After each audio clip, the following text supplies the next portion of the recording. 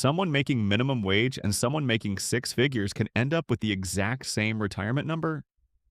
Not because of luck, because of one decision made years before either of them got serious about money. By the end of this video, you'll know the exact age gap that's costing late starters hundreds of thousands of dollars. The one sentence about money that is quietly the most expensive thing you'll ever say, and a number on a chessboard so large it breaks people's brains the first time they see it. So here's where we start. A penny. Just one penny. Now double it every single day for 30 days. Take a guess right now. How much do you think that penny is worth by day 30? Most people guess $10. Maybe $100 if they're feeling generous. The real answer is $5,368,709 from one penny. That's not a trick. That's not rounding. That's just what happens when something doubles instead of adds. And that one fact is the entire reason some people build wealth quietly over decades, while other people work just as hard, earn just as much, and never catch up. It's called compound interest, and almost nobody actually understands how it works because the math doesn't feel real until you see it laid out. Here's the myth first. Most people think growing money is like filling a bucket. You put $100 in this month, you put $100 in next month, and the total just adds up in a straight line. Slow, steady, predictable. That's how a piggy bank works. It is not how compound interest works. Compound interest means your money earns a return. And then the next round, you earn a return on the original money and on the return it just made. Then the round after that, you earn a return on all of it again. The pile you're earning from keeps growing, which means the amount you earn keeps growing too. It's not addition, it's multiplication, stacked on top of itself, over and over. Most people get this concept on paper but never feel it until they see what it actually does at scale. So let's go back to the chessboard. There's an old story, probably not historically true but mathematically perfect, about a king who wanted to reward the inventor of chess. The inventor asked for something that sounded almost insulting in its modesty. Place 1 grain of rice on the first square of the chessboard, 2 grains on the second square, 4 on the third. Just keep doubling, 1 square at a time, all the way to square 64. The king laughed. Sounded cheap. He said yes immediately. By square 10, you've got over 500 grains. Still nothing. A spoonful. By square 20, you're past 1,000,000 grains?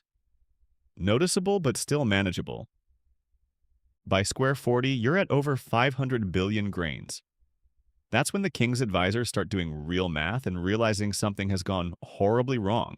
By square 64, the last square on the board, the number of grains required is 18 quintillion.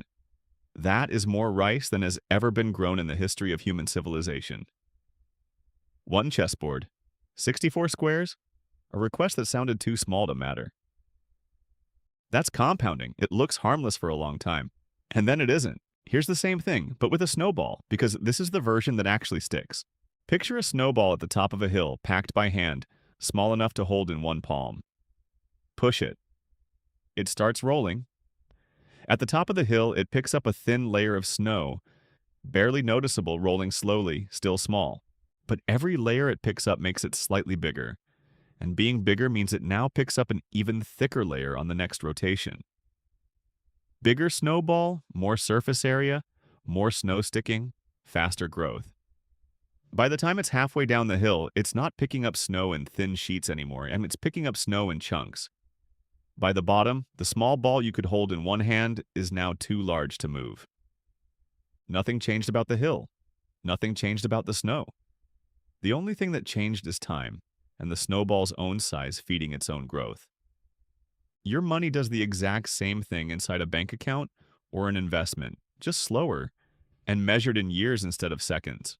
Now here's where this gets personal, because this is the part that actually decides whether compounding works for you or against you.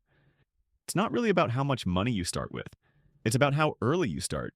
Picture two people, Saver A and Saver B. Saver A starts investing $200 a month at age 25. Saver B waits, lives a little, gets serious later, and starts investing the exact same $200 a month, but at age 35.